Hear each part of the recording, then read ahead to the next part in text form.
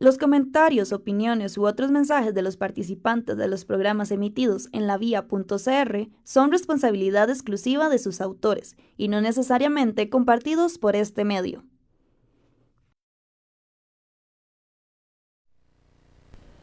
Muy buenas tardes, muchas gracias por acompañarnos en este programa especial de En la Vía del Diálogo.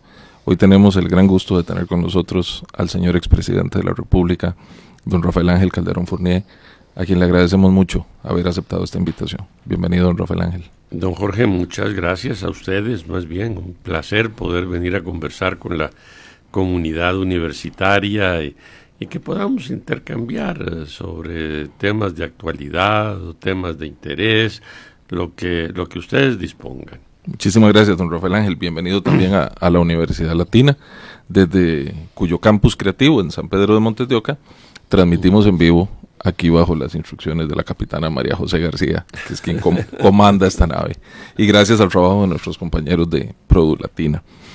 Aunque el señor expresidente no requiere presentación, no vamos a obviar la formalidad. Don Rafael Ángel Calderón se formó como abogado, es abogado y notario, estudió en la Universidad de Costa Rica, fue desde muy joven vinculado a la vida pública, de servicio público, fue miembro de la Junta Directiva de la Caja Costarricense del Seguro Social, diputado a la Asamblea Legislativa, ministro de Relaciones Exteriores y Culto y presidente de la República. Esos como cargos formales, pero además tuvo en sus manos la conducción de la oposición política 8 años antes de ser presidente y sin lugar a duda una gran influencia después de dejar la política. Así que hablamos no solo con un exgobernante del país, sino con alguien que, como usted mismo decía una vez, política es la tercera palabra que aprendió. Efectivamente, lo sabe muy bien. Después de papá y mamá.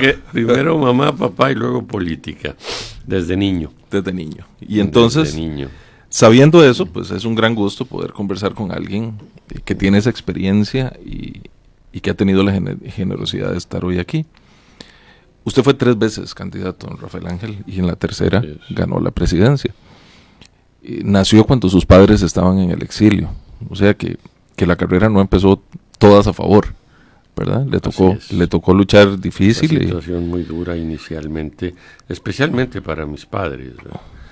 Es decir, que después de tener una vida cómoda, pasar al exilio, el no poder venir a su patria, y además un exilio con una situación económica sumamente dura. Nosotros vivimos muchos años en la pobreza. Yo no me daba cuenta, yo acababa de nacer y era un niño, y bueno, gracias al cuidado de mis padres nunca me faltó lo necesario, pero evidentemente vivíamos muy limitados. Yo llegué a tener una casa, ya no vivir en un pequeño apartamento, hasta que llegamos a vivir a Costa Rica ya en el año 64, cuando le habían devuelto a mi padre parte de sus bienes y donde, es decir, por fin conocí lo que era vivir en una casa, ¿no? Pero bueno, para ellos fue doblemente duro. Para mí nada más la vida de un niño oyendo hablar muchísimo de Costa Rica, vinculándome con costarricenses en todo momento y deseoso de venir a conocer mi patria, cosa que pude hacer hasta que tuve 9 años. 9 años. 9 años, porque sí llegaba mucho costarricense a ver a papá en México.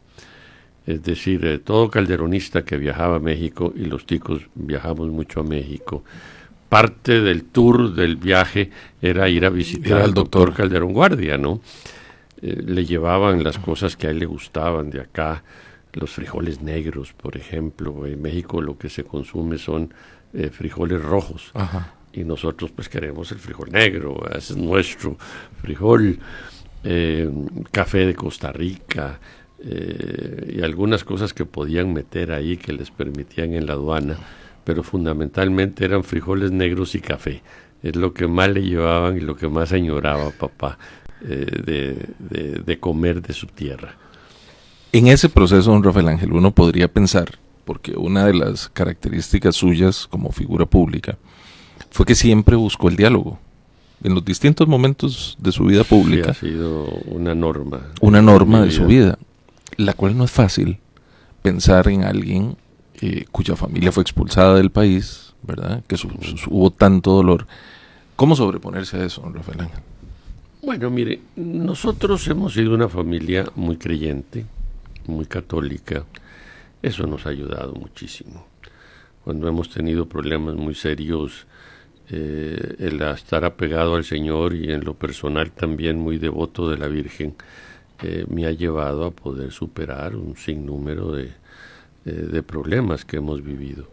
Pero al ser usted creyente y al seguir realmente su religión, usted perdona y usted ve para adelante. Y ante todo, cuando uno se mete en la vida pública, tiene que tener muy claro que el bienestar del país está por encima de todo. Eso es lo primero. Y eso lo lleva a usted, sin duda, pues a buscar qué es lo que hay que hacer por Costa Rica. Y en el caso nuestro, el diálogo ha sido fundamental. Es decir, somos un país de paz, un país que ama la democracia, y somos un país que sabe que es a través del diálogo y no de la violencia que podemos resolver nuestros problemas. Esa capacidad de diálogo fue muy importante, sobre todo en esos 8 años, que al final terminaron siendo 12, solo que los 8 primeros como líder de la oposición y 4 ya como mandatario. Así es, yo dije, dirigiendo la oposición 8 años, dirigiendo el gobierno 4. Pero yo empecé a aprender de esto mucho, desde mucho antes. Por ejemplo, yo fui diputado de oposición en 1974. Y alguien a quien admiré muchísimo, que fue don Daniel Oduber, que era el presidente de la República, me tocó apreciar, es decir, cómo actuaba él en el diálogo permanente con la oposición y en el diálogo permanente con su propio partido también. Y son enseñanzas sumamente valiosas, ¿no?, que me ayudaron mucho después a seguir dialogando desde la oposición, primero con un hombre excepcional también que admiré y que quise mucho, con quien tuve una relación muy estrecha, que fue don Luis Alberto Monge. Nos enfrentamos en 1982, pero pasadas las elecciones, don Luis Alberto inmediatamente nos buscó y quiso empezar ese diálogo. El país vivía en esos momentos, Jorge, usted está desde luego muy joven, pero conoce la historia, una situación de una crisis pavorosa. Habíamos tenido en el año 81 la devaluación de nuestra moneda del 600%. Eso es como que mañana amanezca el dólar a 3,000 por 1. Es decir, fue una situación caótica, sí, inimaginable, la que vivía Costa Rica, terrible. Y había necesidad de lograr una unión nacional, una unión de las fuerzas para poder enfrentar lo que estábamos viviendo. Y bueno, en ese momento en el bipartidismo era muy claro el Partido Liberación Nacional y en ese momento la Coalición Unidad, que éramos quienes juntos representábamos 54 diputados, una cosa así, y lógicamente nos unimos en los temas fundamentales para que el país pudiera salir adelante. Ahora, don Rafael Ángel, en ese largo proceso, porque 12 años se dicen fácil, y si sumamos los de diputado y los de ministro. Y los de ministro, ¿verdad? Que son experiencias. Es una vida muy larga, que eso es algo muy interesante, ¿verdad? Pero además, viera cómo me ayudó esto para poder tener éxito en el gobierno. Porque conjugué 2 cosas. Una vasta experiencia. Yo llego al gobierno después de haber sido director del Seguro Social, después de haber sido diputado, después de haber presidido comisiones permanentes en la Asamblea Legislativa, después de haber sido el canciller de la República, después de haber dirigido la oposición por 8 años, pero a la vez tenía solo 41 años. Era muy joven. A usted lo eligieron de 40 años, ¿verdad? Me eligieron de 40, asumí de 41 porque cumplo en marzo. Ajá, sí, apenas para asumir. Efectivamente. Y la dicha de poder estar usted con toda la fuerza, con todas las posibilidades, con toda la energía para poder trabajar las 15, 16 horas que se necesitan para tomar con seriedad y responsabilidad realmente el gobierno de la República, ¿verdad? Usted ha dicho algo que me parece muy significativo. Usted era un hombre muy joven, ¿verdad? Tenía, ahora comparado con el presidente Alvarado, que más o menos la misma edad, ¿verdad? Pero estaba en ese rango de edad, y ahí es donde quería llegar. Sí. Usted era un hombre muy joven, pero se había nutrido de la savia política muy joven, y es que la política no se aprende en los libros, y sobre todo se aprende en los momentos amargos, ¿verdad? Tanto en los triunfos, pero sobre todo en los momentos amargos donde hay que aprender y reflexionar a seguir adelante. Cuando a usted le preguntaron para las elecciones del 2018, usted decía ver con buenos ojos a ambos candidatos, a don Fabricio y a don Carlos, pero usted señalaba algo en relación con la experiencia. Hoy que ha pasado año y medio, ¿cómo lo ve? Bueno, siempre creo que es importante más manejo político. Mire, el tomar las decisiones de gobierno, usted toma decisiones políticas. Y entonces la experiencia política y el manejo político es muy importante en esto. Yo he conversado con don Carlos Alvarado el tema y yo creo que él ha venido manejando muy bien su diálogo político con la Asamblea Legislativa. Me parece que ha sido muy exitoso. Fíjese que teniendo solo 10 diputados, él siempre me recuerda a mí cuando yo le dije que, bueno, yo llegué al gobierno y tenía 30 diputados. Claro, eran otros tiempos. Una diferencia muy grande, él solo con 10. Sin embargo, se ha sabido manejar muy bien y ha tenido también la ventaja que tuve yo de una seriedad y responsabilidad en Liberación Nacional, que han actuado con seriedad y con responsabilidad y que lo han ayudado en los momentos más difíciles del gobierno. Tal vez lo que le ha faltado más manejo político, a mi juicio, ha sido con los sectores sociales. Uh-huh. Ahí es donde ha faltado cierta cosa. Mire, la misma reforma fiscal, yo no hubiera tocado la canasta básica, no hubiera tocado nada de salud y educación, hubiera subido inclusive el porcentaje, pero hubiera evitado tocar puntos que son muy sensibles para miles de costarricenses y que me parece a mí que no era necesario, pero ahí se impusieron los técnicos en el gobierno al criterio político.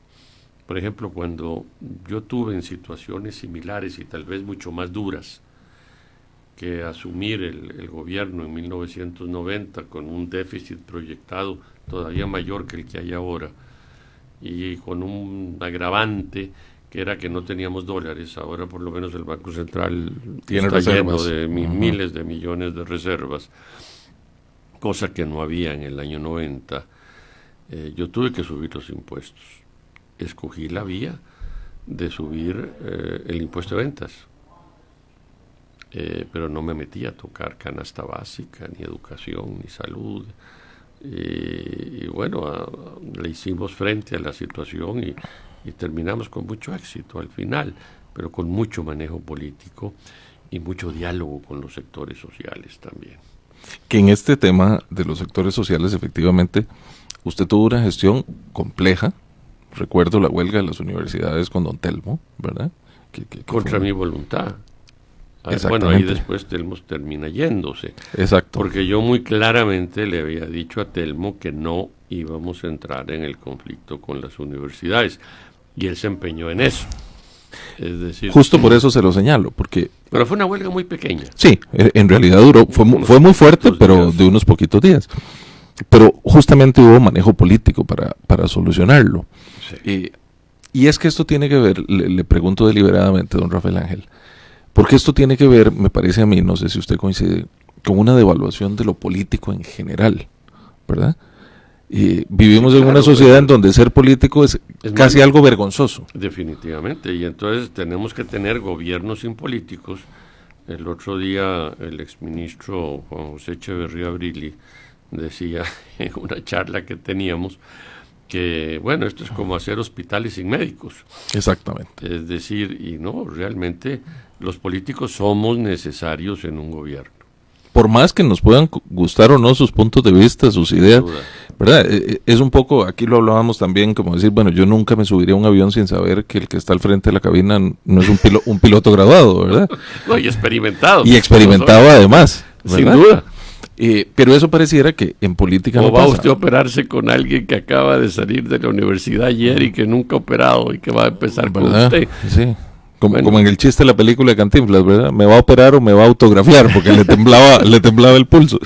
Pero bueno, en ese contexto, ver 30 años atrás esa experiencia resulta muy enriquecedora para el país, me parece, y sobre todo para las y los jóvenes que no habían nacido y que no tienen una idea de la situación difícil que vivía el país, que veníamos saliendo de la guerra centroamericana, ¿verdad? De tantos muertos, de la participación suya en el plano político, en el gobierno de don Rodrigo, en el tema de la guerra con Nicaragua también, que no fue un momento fácil, y que toda esa experiencia de alguna manera... Bueno, que no hubo guerra con Nicaragua, la guerra interna de Nicaragua y la disputa entre Costa Rica y Nicaragua.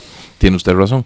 ¿Y cómo desemboca eso en una configuración de una Costa Rica muy distinta, verdad? Porque usted decía, bueno, yo tenía 30 diputados. Sí, pero eso, me imagino yo, no lo hacía más fácil, porque usted tenía 30 votos, pero al interno de los partidos, en aquel momento, recuerdo, la discusión era cómo mantener la línea del partido. La gente, no digo en su gobierno, sino en general, cómo la gente se quería salir. Un diálogo permanente también con su fracción. Y algo que es fundamental es el respeto a cada diputado, el respeto a su fracción. Yo me reunía con la fracción todas las semanas permanentemente, ¿verdad? Y los escuchaba y les resolvíamos también sus inquietudes, porque ahora se habla de que qué barbaridad que haya o destinos específicos o que haya ahora todo es tráfico de influencias, ¿verdad? Pero mire, que un diputado luche por sus comunidades, a mí me parecía y me sigue pareciendo lo más normal del mundo. Es decir, que además es lo que hacen en los países desarrollados. Por supuesto que le representa a usted una serie de comunidades de Guanacaste y tiene problema con sus caminos o problema con sus puentes o problema con sus escuelas, y que él luche para que se resuelvan los problemas de su comunidad, a mí me parece lo más normal del mundo. Es más, creo que es su obligación. Claro. Que aparte de legislar, puede él representar, es decir, a sus comunidades y luchar por ellas y por las necesidades de sus comunidades. Ahora, don Rafael Ángel, en ese proceso, digamos, han pasado muchos años y usted tiene ahora la posibilidad de verlo con la distancia que dan los años y la madurez. ¿Cómo evalúa usted, que nunca es fácil hacer una autoevaluación, cómo evalúa usted su gobierno? Bueno, mire, yo me siento realmente muy orgulloso de mi gobierno, sumamente orgulloso. Fundamentalmente, ¿por qué? Bueno, porque logramos el crecimiento económico más grande que el país ha tenido en los últimos 50 años, logrando la reducción de pobreza más grande de la historia de Costa Rica. Que esa pareciera ya una meta que abandonamos casi. Bueno, que tenemos que volver a tomarla, porque ¿no? ya ahora la consigna es que no aumente. La única vez que Costa Rica ha estado en primer lugar de desarrollo humano de toda la América Latina, que es calidad de vida del costarricense, es cuando Naciones Unidas nos midió a mediados de 1994. Eso para mí son grandes logros, sin contar, por ejemplo, cosas muy concretas de las que yo me siento orgullosísimo, digamos, del bono gratuito de vivienda. Hoy en día hay 300,000 familias viviendo dignamente gracias a la ley del bono gratuito de vivienda. O de cosas muy concretas como la diversificación de las exportaciones. A mí me tocó durante 8 años apoyar el PAE 1 y el PAE 2, donde fuimos logrando poco a poco, a través de un espacio de 12 años, la desgravación arancelaria y el cambio del esquema económico en el que vivíamos. En el gobierno de don Luis, después en el gobierno de don Oscar Arias, y luego en el mío con mayor fuerza, donde se llevó adelante todo el proceso que duró 12 años y donde ya nos insertamos en el antiguo GATT, hoy en día Organización Mundial del Comercio, y donde Costa Rica insertó su economía en la economía mundial, y donde de pasar un país que exportaba algunas frutas y algunos postres y el café, pasamos a la diversificación que hoy en día tenemos, ¿verdad? Después de 30 años. Y después de esos, en perspectiva, luego de su gobierno, bueno, los cambios y los desafíos han sido muchos, sin lugar a dudas, ¿verdad? Pero hoy pareciera, por lo menos de primera impresión, que la capacidad de diálogo nacional, más allá del gobierno, pareciera limitada o inexistente. Bueno, ahí es donde la capacidad que ha demostrado este gobierno para dialogar en la Asamblea Legislativa con la oposición debe demostrárnosla para dialogar con el resto de los sectores sociales de este país, ¿verdad? Ahí es donde ha habido un fallo, ¿le parece a usted? Ahí es donde ha habido un fallo. Yo insistía en el tema y creo que ahí hubo un fallo, ¿verdad? Ahora, don Rafael Ángel, ¿tiene eso que ver también con las características de quienes ejercen los liderazgos? No solo en el gobierno, sino en las organizaciones. Sí, sin duda. Pero el gobierno es el que tiene que... El llamado a empezar esto, sin duda alguna, ¿verdad? ¿Cree usted que de alguna manera la... Digamos, yo personalmente, mire, en mi gobierno me reunía personalmente con todos los dirigentes del Magisterio Nacional. Y teníamos una gran cantidad de reuniones, y hablábamos y nos poníamos de acuerdo. Y mire, la figura del presidente de la República es muy importante, y la figura se respeta, y tiene una gran fuerza cuando es el propio presidente, y desde luego su ministro de la Presidencia, que tiene que estar en un diálogo permanente con todos los sectores. Creo que eso ha fallado en este gobierno en este año y medio, ¿verdad? Que ya en esa materia ya don Carlos tuvo que hacer el primer ajuste al nombrar a don Víctor y sacar a don Rodolfo. Nuevo. Sí. Usted en algún momento decía en una entrevista que bueno, que quizás una de las limitaciones que había habido en materia de la reforma fiscal tenía que ver, como lo decía usted ahora, como un criterio técnico impuesto más liberal que otra cosa, ¿verdad? O sea, usted siempre ha tenido esa preocupación por los temas sociales, ¿verdad? Porque no cabe duda. Y los temas políticos. Es decir, es que efectivamente. Yo, por ejemplo, vea, yo tuve brillantes técnicos en materia económica en mi gobierno, pero yo le ponía el componente político. Hay cosas que se pueden, cosas que no se pueden. Y eso, es decir, el criterio político es esencial en un gobierno. Sí, porque al final, soy de los que creo en esto. Porque al final la responsabilidad de los votos fue a usted como político, no al técnico. Pero además las decisiones. Es que las decisiones ahí es donde usted tiene que valorar que sí y que no. Uh-huh. Y esas son decisiones políticas. Exacto. Y que ahora pareciera, porque en el gobierno actual se suman dos cosas: un gabinete muy joven, ¿verdad? Lo cual tiene muchos aspectos positivos, pero quizás no con toda esa experiencia detrás, en instituciones muy complejas, ¿verdad? Que son mucho más complejas cada vez.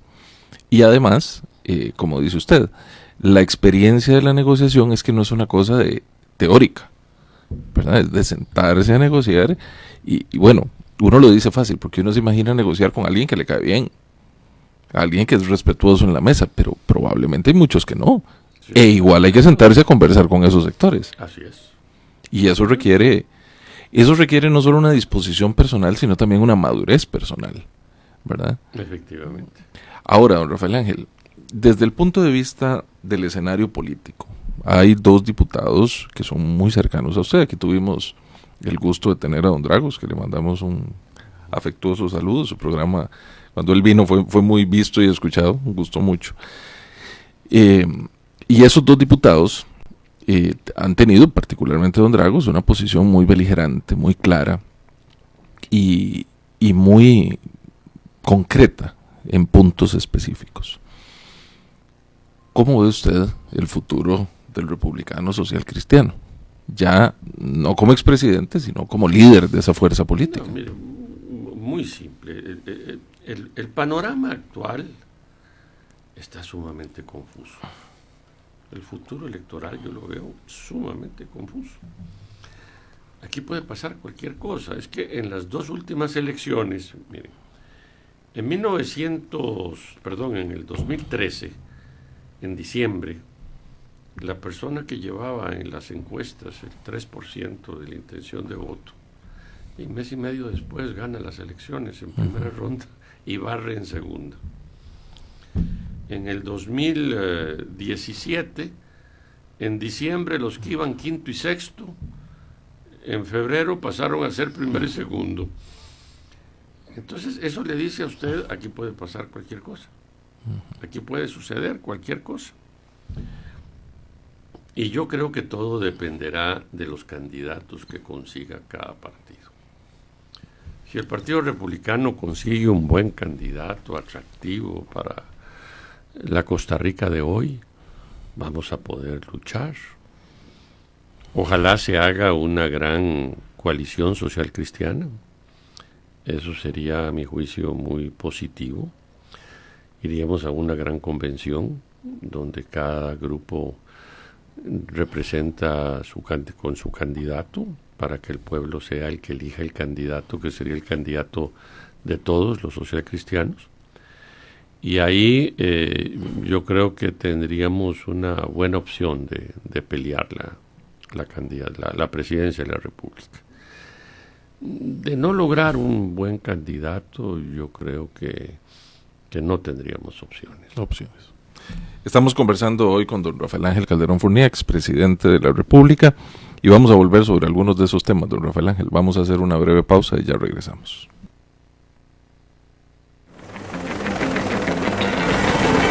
Cuando salgas al mundo, hacelo con fuerza. Con la confianza de alguien que tiene 20 o 30 años en esto. Con la seguridad de que tu visión es la visión que hace falta. Cuando salgas, hacelo sabiendo que el mundo te necesita. Entra a la Universidad Latina de Costa Rica y salí al mundo.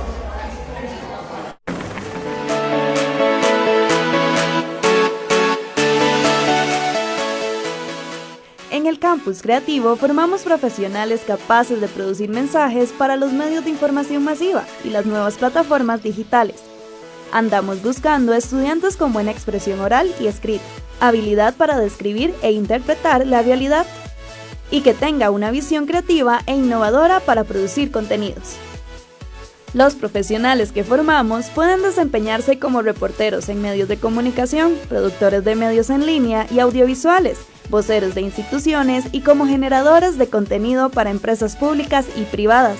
En el Campus Creativo formamos a la nueva generación de periodistas con las mejores herramientas tecnológicas, que incluyen los mejores estudios de radio y televisión. Nuestros estudios audiovisuales son los más modernos de Centroamérica y el Caribe. Además, te ponemos a practicar desde el primer día de clases en lavia.cr, el medio digital de la universidad. Y nuestro cuerpo docente cuenta con la experiencia y el prestigio de dirigir los principales espacios informativos del país. En el Campus Creativo te estamos esperando para continuar con esta fuerza disruptiva.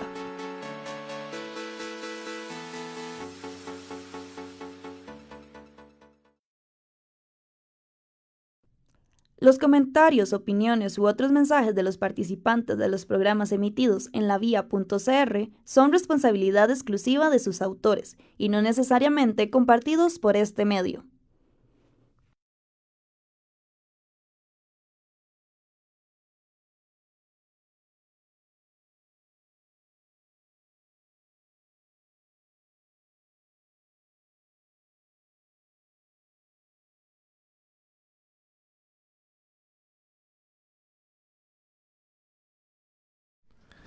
Estamos de vuelta en este programa especial que tenemos hoy en horario especial también, lunes 23 de septiembre del 2019, con el expresidente Rafael Ángel Calderón Fournier. La primera hora se nos fue rapidísimo y ahora fuera de micrófonos conversábamos de eso.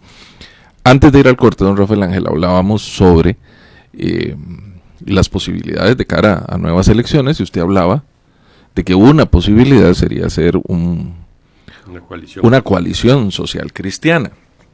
¿Ve usted en las personas de la unidad hoy? Sabemos que pueden cambiar muchas las cosas en política, pero una disposición inicial hacia eso. Me parece que muchos de ellos sí. Cuando he conversado con mucha gente ligada a la unidad, con mucho dirigente medio también que me ha ido a ver, y que la gente quiere unirse. Porque ahora que usted hablaba y nos decía quién se le quita votos a quién, ambos nos quitamos votos. Inclusive porque la gente se confunde. Bueno, digamos, hay mucha gente del sector más tradicional. La cantidad de gente que humilde, sencilla, cuando yo visito las comunidades, que me dice, ¿verdad? Siempre con la unidad, don Rafael Ángel. Y bueno, yo estoy con el republicano, como he estado toda una vida, ¿verdad? El otro día un periodista, analista político, me decía, es que a usted le gusta fundar partidos. Y le digo, mire, es que yo he sido republicano siempre. ¿Qué era el partido de su papá? Yo nací republicano, exactamente, crecí republicano. Cuando el republicano fundó la Unificación Nacional, con el Partido Unión Nacional, se hizo la coalición Unificación, era el republicano, y nosotros entramos ahí por el republicano. Con don José Joaquín. Con don José Joaquín. Después tuvimos la candidatura de don Marichandi y después la del doctor Trejos Escalante. Y en el 77, que fuimos a la coalición Unidad, era el Partido Republicano el que nosotros llevábamos adelante, yo lo presidía, y fue parte de la coalición. Y cuando se fusionaron los partidos en uno solo, fue el republicano el que se fusionó con otros tres para formar la unidad. La unidad. O sea, siempre hemos sido los republicanos. No es que cambió de partido. No hemos cambiado. Pero ahora, antes no se llamaba social cristiano, ¿sí? Era solo republicano. No, era solo republicano nacional, luego republicano calderonista, ahora republicano social cristiano. Pero siempre ha sido republicano. Siempre republicano. Conversábamos, don Rafael Ángel, en el receso, de que en esa elección para el 78, en 1977, hubo una convención entre don Rodrigo Carazo y don Miguel Berzuna, ya fallecidos ambos. En la del grandes candidatos. En la del 81, que yo no recordaba, se enfrentó usted a don Rodolfo Méndez. Así es. Y luego... En el 85 no hubo convención, era yo el único candidato inscrito, me proclamaron candidato a la Asamblea Nacional. Y luego, a final de 88, tuvimos la convención más grande que ha tenido este país, que fue entre don Miguel Ángel Rodríguez y yo. Que eso es muy interesante, porque esa era su tercera campaña, con la que finalmente resulta electo presidente de la República, pero poco antes de que se definieran las candidaturas, se decía que don Rafael Ángel Calderón no quería ya volver a lanzarse. Sí, realmente, mire, yo no quería arriesgarme a una tercera derrota y sepultar mis posibilidades presidenciales a tan corta edad. En ese momento yo tenía 39 años. Si hubiera sido sepultarse 39 para siempre. años prácticamente. Entonces yo quería esperar, tal vez decía yo, no volver a la Asamblea Legislativa y no quería, y honestamente no quería ser el candidato. ¿Y por qué cambia de criterio? Empezó una presión muy fuerte de la dirigencia del partido, de los diputados de ese momento, de las bases, y empezaron a venir a San José y se hicieron reuniones y bueno, también el chiquito llorón y lo pellizcan. Es decir, terminamos. No hubo que hacerle mucha fuerza. No hubo que hacerle algo de fuerza. Algo de fuerza. A don Miguel Ángel no le gustó nada esa historia. No. Esa fue la única vez que Miguel y yo, que tenemos hoy en día las mejores relaciones y que las teníamos antes. La única vez que tuvimos un año difícil. Y además, nosotros. Volvemos a un tema del inicio, para seguir con el tema del manejo político. Don Miguel, luego es diputado.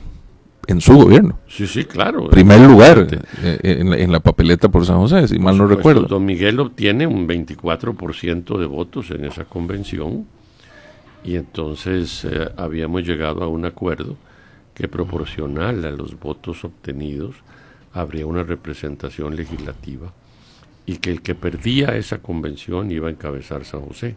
Que fue algo que no respetó Liberación Nacional, no el acuerdo, sino el espíritu de esa integración en las pasadas elecciones. Bueno, es que es muy importante. Yo creo que ese fue uno de los motivos por los cuales don Antonio Álvarez no llegó a la segunda ronda. Porque le faltó una parte del liberacionismo importante. Del figuerismo. Claro. Que hubiera perfectamente podido complacer con alguna representación al figuerismo y hubiera podido unir más al partido. En cambio, ¿usted logró sumar a don Miguel? Yo logré sumar bien al partido. Y finalmente ganar las elecciones a don Carlos Manuel Castillo, también ya fallecido. Así es. Ahora, don Rafael, que yo era muy jovencito, caramba. Efectivamente, usted realmente era el candidato más joven, ¿verdad? El Benjamín. Y aún así resultó el ganador en una campaña que no fue fácil, sobre todo porque... Contra Liberación nunca ha sido fácil, menos en aquella época. Y después del gobierno de don Oscar. Con lo que era... que la gente no sabía el déficit fiscal que teníamos. Bueno, esa sorpresa se la encontró usted ya sentado en casa presidencial. Exactamente. Pero... No, de presidente electo. Usted lo dijo, sí. E inclusive en su discurso de toma de posesión, usted hace alguna referencia a eso. A las cosas ante el país. Pero a eso quería ir, don Rafael Ángel. Una cosa es imaginarse presidente, candidato primero, presidente después. Y otra cosa es cómo estar ahí sentado. O sea, ¿cómo era la vida de ser presidente, aparte de trabajar 18 horas diarias? Pero en términos de tomar decisiones, de lo que hay que hacer es tantísimo. ¿Cómo se hace eso? Primero hay que asumir esto con una gran seriedad y es una responsabilidad gigantesca. Porque podemos estar aquí tranquilos hoy, como estaba yo un día, y de pronto un terremoto espantoso. ¿Y qué es lo como que Limón y Alajuela? Averigüémonos a dónde está. Bueno, y el epicentro en Limón, 7.7, una cantidad de muertos, destrozos de nuestra infraestructura. Y bueno, hágale frente. Y organícese bien y prepárese y hágale frente a esto. O estaba yo un día almorzando ya muy tranquilo en el año 93, ya nuestra situación arreglada, el país iba muy bien. De un momento a otro me llama el ministro de la Presidencia, me dice, mira, está secuestrada la Corte Suprema de Justicia. Exactamente. ¿Cómo está secuestrada la Corte? Sí. Y a usted le secuestraron un ministro también. Un ministro. Bueno, y hágale frente. Y bueno, hacerle frente. Los magistrados de la Corte Plena secuestrados. Todos los magistrados de la Corte Plena. Una cosa terrible, ¿verdad? Inédito. No había ocurrido nunca en la historia de este país. Bueno, había ocurrido en Colombia. Pero no aquí. Y el final fue terrible, ¿verdad? Murieron todos. En el caso nuestro, ninguno resultó con ningún rasguño siquiera. Capturados todos los secuestradores. Y realmente fue una hazaña el cómo se manejaron las cosas. ¿verdad? Sí, o sea, requiere de un gran aplomo y de una gran serenidad también, porque cómo se enfrenta uno a eso que no está en el libreto. No, y le voy a decir, es agotador. O sea, el ejercicio de la presidencia es agotador, tomado con seriedad y responsabilidad. No como algún presidente ahí que a las 4 de la tarde me voy para casa y no me molesten, este chango va jalando y se acabó. No, así no puede ser. Ya tomado con seriedad y con responsabilidad, es sumamente duro. Yo presidía los consejos económicos y sociales, también aparte del Consejo de Gobierno. Me reunía mucho en grupos para coordinar bien las acciones. Obviamente yo tenía una reunión semanal o a veces quincenal con cada uno de los ministros y cada X tiempo le pedía que llegaran con todo su equipo. Por ejemplo, el ministro de Agricultura llegaba con los viceministros, llegaba con el presidente del Consejo de la Producción, con el presidente del Instituto de Desarrollo Agrario, es decir, con todo lo que era el sector. Para verlo integralmente. Para verlo integralmente y tomar las decisiones. Al final, las decisiones que se toman, las toma el presidente en última instancia. Yo siempre cuento una historia que me comentaba Felipe González, el presidente del gobierno español, en una visita que hicimos allá a España. Me decía, ¿sabes qué es lo que más odio? ¿Qué es lo que más odias, Felipe? Ese teléfono que está ahí. Me señalaba un teléfono. Me dice, porque cuando ese teléfono suena, dice, yo no le puedo pasar la responsabilidad a nadie más. Tengo yo que tomarla. Tengo que ser yo el que tome la última palabra. Y yo lo entendía muy bien. Cuando yo fui ministro y había algo ya muy delicado, uno llamaba a ese teléfono y no quedaba otra opción. Y que el presidente defina. Pero ya siendo presidente es a usted el que llaman para la última palabra. Y ahí usted tiene que tomar la decisión. Sí, y es una responsabilidad enorme, porque depende de la circunstancia, hay en juego vidas, intereses, amigos, destinos, etcétera, y siempre es muy importante. Momentos duros cuando usted ha tenido que pedirle la renuncia a alguien cercano, duele también. Pero también requiere una enorme madurez poder separar esos momentos y separar a la persona de lo que... No hay duda, pero hay que hacerlo. A veces uno se equivoca, a veces uno acierta. Don Rafael Ángel, ¿añoró usted alguna vez volver a la presidencia de la República? No, disfruté mucho mis primeros 10 años de expresidente. Ahí sí los disfruté muchísimo, habiendo hecho un gran gobierno. Después, vino la persecución y todo lo duro que viví, y eso fue otra etapa muy amarga, dura, que algún día podemos hablar de ella también, porque hay que... Aquí están abiertos los micrófonos, con mucho gusto.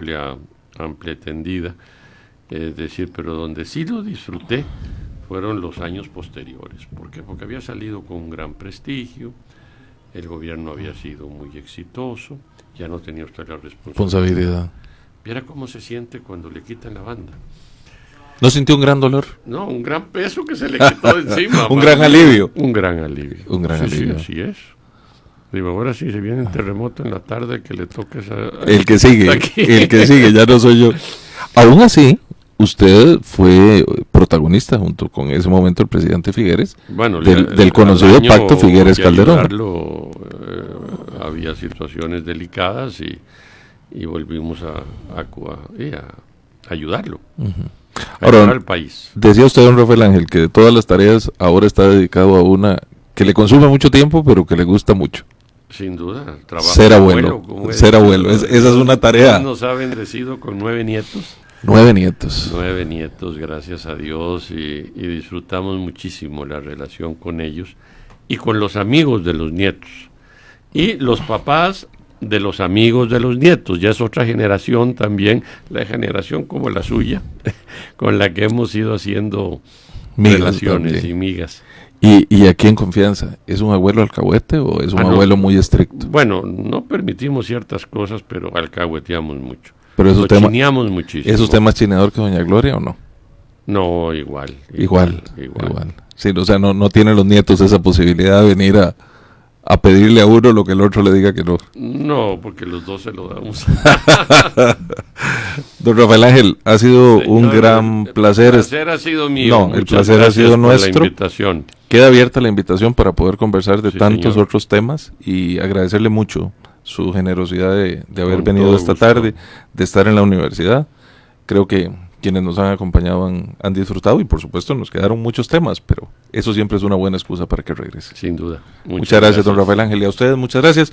La semana entrante regresamos en nuestro horario de miércoles. A María José y al equipo de Produ Latina agradecerles también. Muy buenas tardes. Gracias, María José.